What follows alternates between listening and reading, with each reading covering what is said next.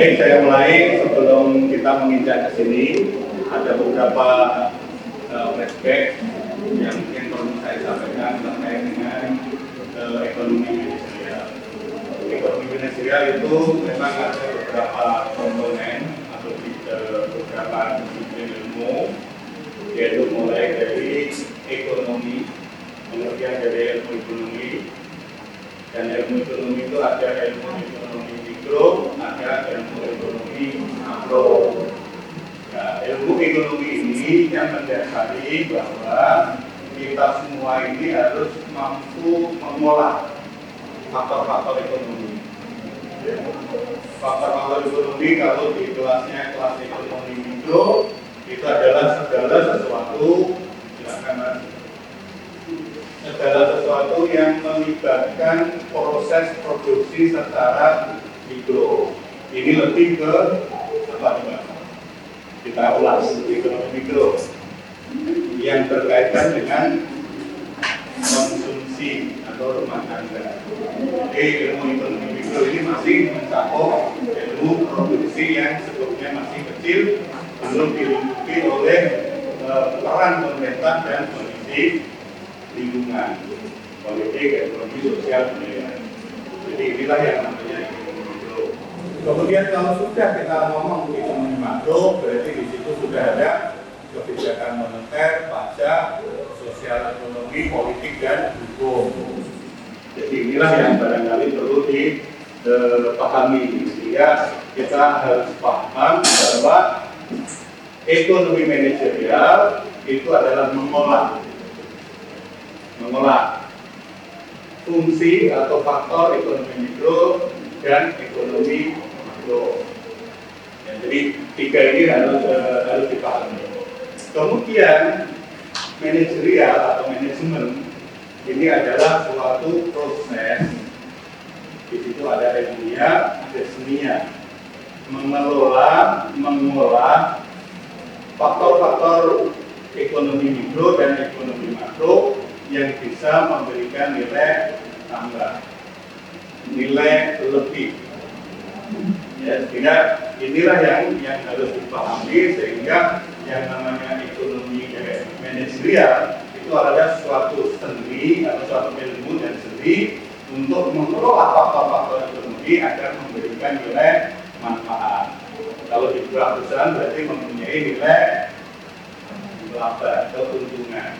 Jadi, nah kita kembali kepada tadi yang kita sampaikan. Di sini ada yang namanya value of firm. Jadi nilai tambah atau keuntungan bagi sebuah perusahaan. Di sini ini ada yang mempengaruhi value of firm. Ini yang mempengaruhi adalah input. Input tadi bisa sampaikan. Input di dalam sebuah produksi itu faktor-faktor produksi itu terdiri dari modal, ya, modal itu capital, kemudian ada SDM, kemudian ada faktor produksi lainnya, mesin dan lain sebagainya. Itu juga ada legalnya, ya. Legal itu aturan hukum. Aturan hukum yang mengacu kepada aturan-aturan yang berlaku di negara Indonesia.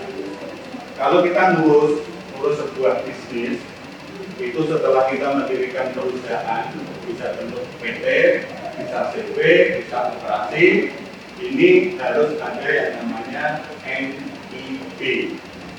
Tahu NIB apa? Ya, NIB. Ya, kalau kita sebelum bisnis, sebelum kita melakukan kegiatan usaha, itu harus punya NIB, nomor induk berusaha. Itu kalau kita browsing mengurus itu menggunakan OSS. Jadi itu sekarang namanya bisnis itu sudah menggunakan perizinannya sudah digital semua. Jadi kita tidak perlu datang ke kantor, tapi kita bisa masuk SS, nanti kita daftar akun kita, akun kita itu nanti kita daftarkan, kemudian kita bersurat mengupload data dan lain sebagainya menggunakan akun yang kita punya. Jadi inilah yang namanya aspek legal dan termasuk hambatan yang lain. Jadi hambatan-hambatan lain apa? Karena di dalam proses perizinan itu juga ada hambatan. Hambatannya apa? Perizinan, urus perizinan, surat-surat itu tidak lengkap, tapi kan bisa dilengkapi lagi. Jadi supporting SDM dari pihak penyelenggara OSS. Ya, kita sudah aktif, kita sudah melengkapi, tapi yang mengontrol di dalam kegiatan OSS ini belum maksimal, sehingga SDM ini harus mengikuti. Karena SDM ini juga salah satu faktor produksi di dalam sebuah perusahaan. Jadi hambatan yang lain ini lebih kepada faktor human. Biasanya kalau terjadi masalah yang disalahkan kan manusianya kan, human error itu di situ. Jadi kesalahan manusia, bisa manusianya belum siap, bisa manusianya memang kemampuannya segitu, bisa manusianya juga terlalu nyaman. Kalau pegawai negeri itu kan nyaman ya. Kerja di pensiun dapat pensiunan. Jadi inilah yang menjadikan other constraint. Jadi hambatan-hambatan yang di luar input faktor-faktor bukti dan legal atau ketentuan hukum yang berlaku. Sehingga ini mempengaruhi value of firm. Jadi nilai tambah sebuah perusahaan ini mempengaruhi itu. Kemudian dari value of firm ini kita tujuannya adalah untuk mencari keuntungan. Kalau keuntungan ini kan gampang ya hitungnya ya. Akuntansi kan gampang loh. Jadi total revenue dikurangi total cost itu ketemunya total revenue. Kemudian untuk anunya di rasionya itu dibandingkan dengan nilai interest atau nilai bunga yang dibebankan kalau memang modalnya adalah modal utang. Ya, jadi faktor inilah yang memang harus kita sikapi. Ya, jadi yang mempengaruhi di sini itu ada yang namanya the value of given on. Jadi ini nilai tambah, kemudian di sini ada ketidaktergantungan. Jadi di sini ada risiko di dalam sebuah perusahaan dari riskless of firm. Jadi risiko ini harus dihadapi karena apa? Risiko ini pasti mempengaruhi total revenue. Ya, risiko itu banyak. Kalau di dalam sebuah perusahaan itu risiko itu biasanya dialihkan kepada pihak ketiga. Mengalihkan lewat apa? Nah, termasuk distribusi. Kita kan mendistribusikan barang hasil produksi, kemudian didistribusi kepada pengecer, atau mungkin distributornya, atau mungkin pengecernya langsung, atau kalau kita beli online itu dari produsen langsung kepada konsumen. Itu setiap aplikasi ada nggak penawaran perlindungan? Sering kan? Sering ada yang beli online? Nah, itulah yang di sini ada yang namanya risiko. Jadi listrik di tempat Anda sering kan? Sering kan? Ya, jadi inilah kita sudah mencoba mengemas suatu produk dengan efisiensi total produksi, tapi dari pihak lain ini belum mensupport. Sehingga tadi teknologi listrik ini juga sangat tergantung pada sarana atau perusahaan lain yang bersupport kegiatan. Jadi inilah yang berkaitan dengan jadi ini ada fungsi, jadi fungsi cost itu ada cost tertentu yang memang ada yang mendukung, ada yang tidak. Contoh tidak mendukung produksi apa? Cost fungsian yang tidak mendukung produksi.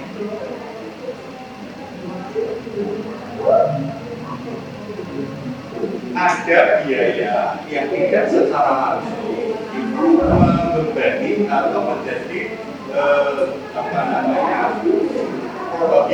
biaya suatu produksi.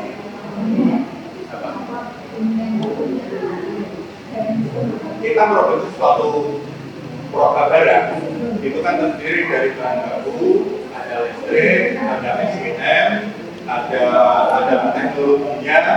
Nah, di luar itu yang tidak teranggarkan tapi masuk di program apa?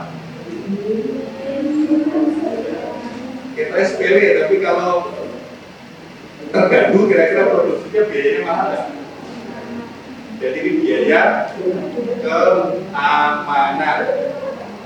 Makanya sekarang itu pemerintah menggencarkan yang namanya CSR agar lingkungan di dalam sebuah proses produksi itu aman dari gangguan lingkungan. Itu masuk biaya nggak? Secara langsung mempengaruhi produksi nggak? Secara langsung loh? Nah, tidak mempengaruhi.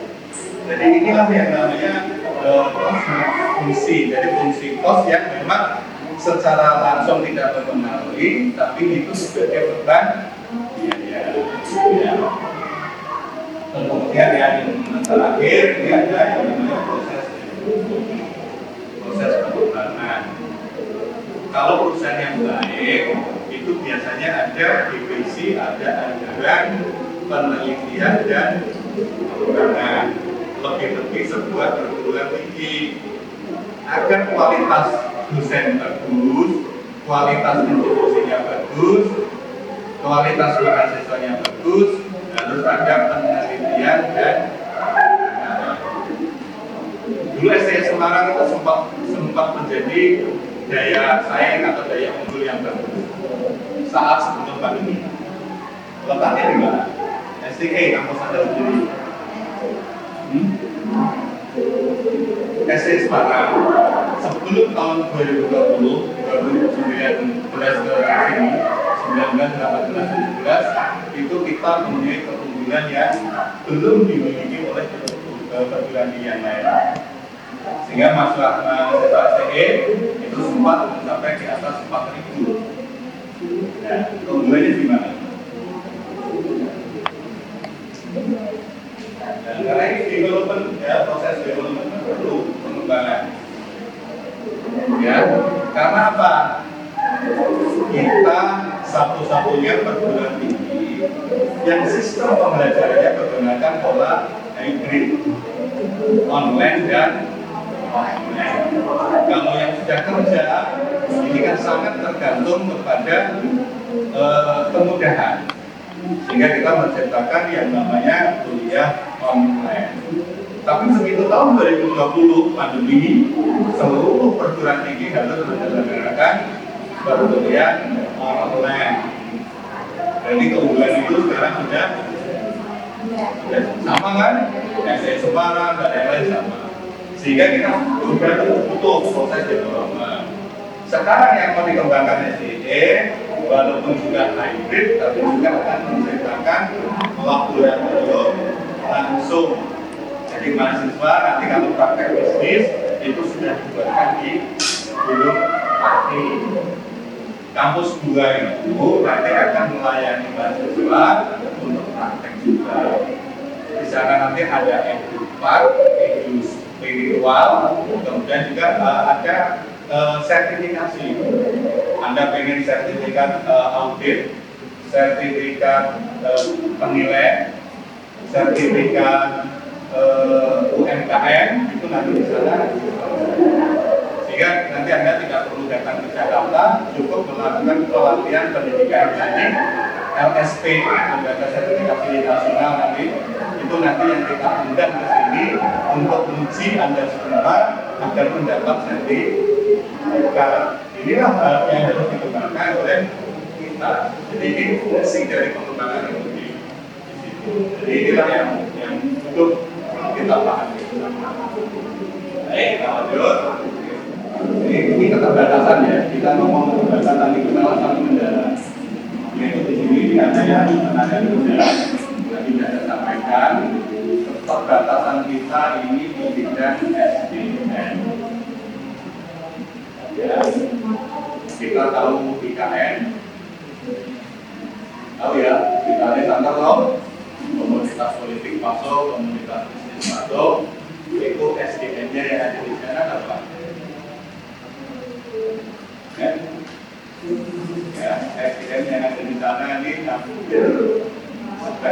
besar pada asing.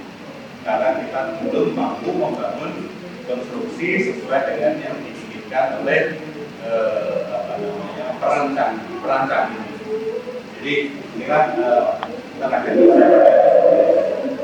Kita tahu bersama kalau kita pergi ke bandara Soekarno ya misalnya, kalau ketemu di penerbangan internasional banyak orang Cina, banyak orang Thailand, banyak orang Filipina yang ngomongnya bahasa Indonesia.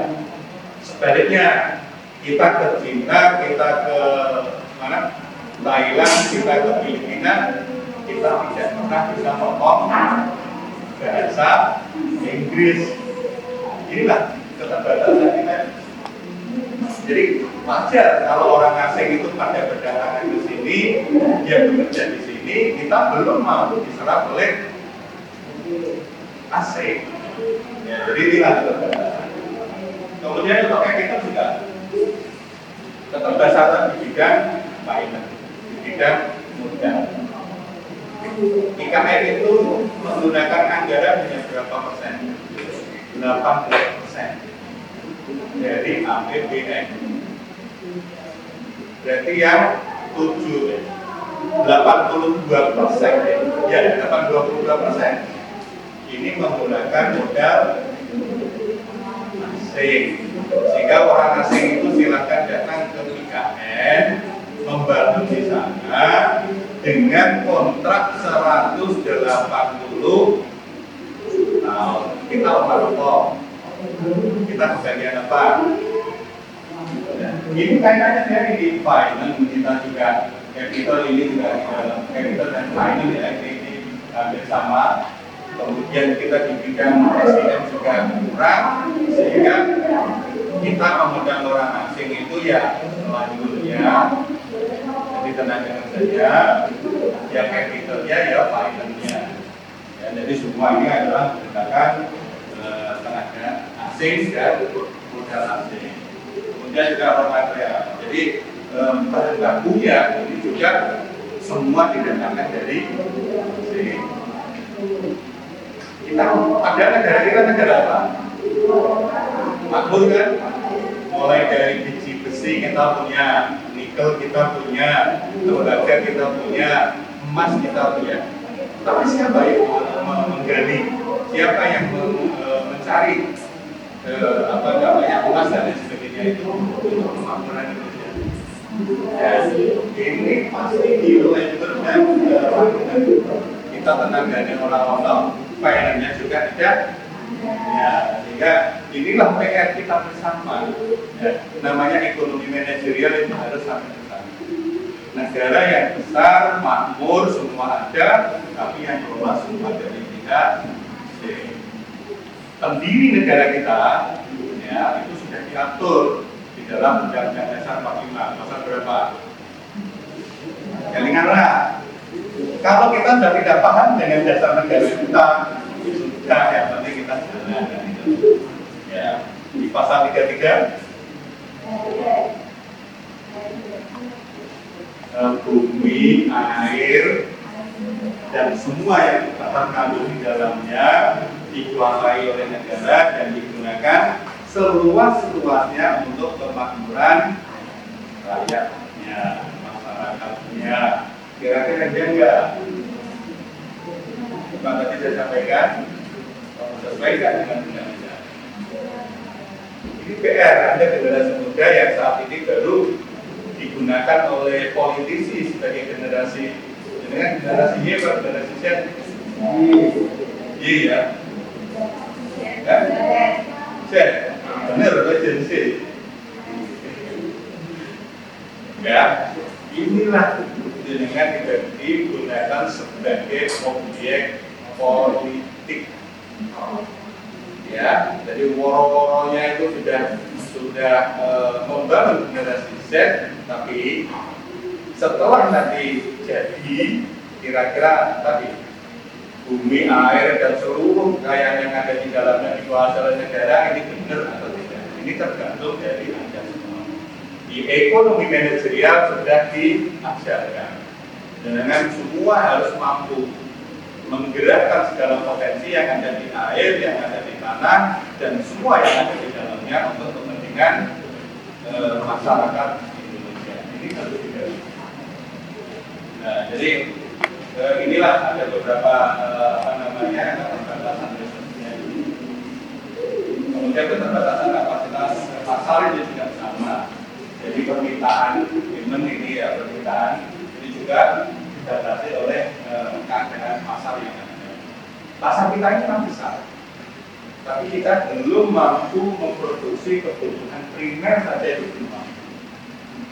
Dan primer kita apa?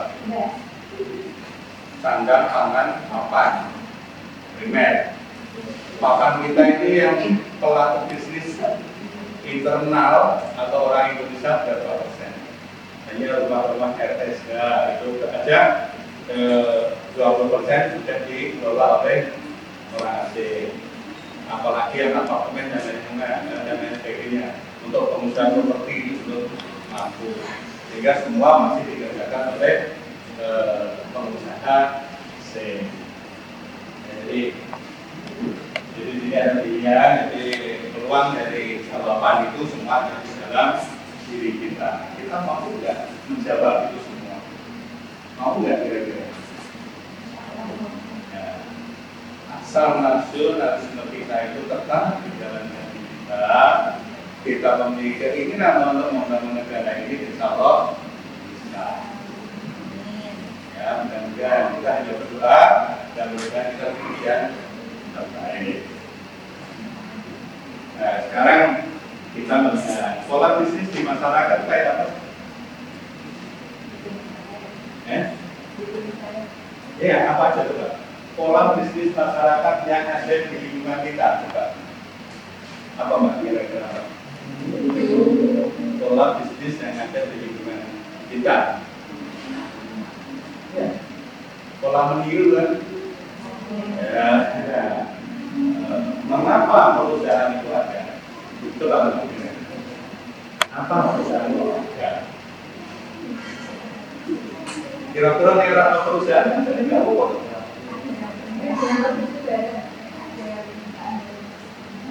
Ada permintaan, kemudian ada peluang, ada lagi apa mas?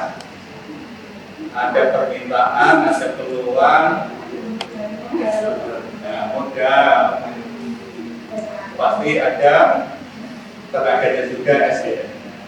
Sehingga disitulah yang namanya bisnis itu ya manajerial atau kegiatan ekonomi yang didukung oleh manajerial ini karena bisa membaca itu.